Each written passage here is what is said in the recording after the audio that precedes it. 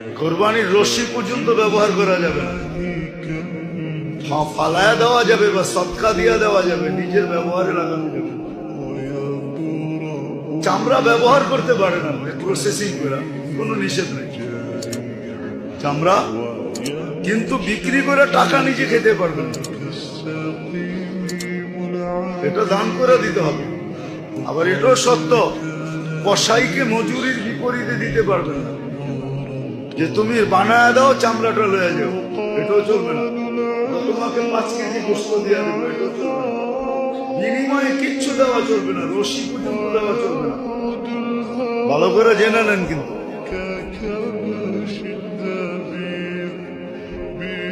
কুরবানির চামড়া আপনি ইচ্ছা করলে ব্যবহার করতে পারেন, প্রসেসিং করেন, ব্যবহার করেন। অনেক দেশে করে ব্যবহার, আমরা তো জানি না, এই জন্য প্রসেসিং করতে পারি না, ব্যবহার করতে পারি না।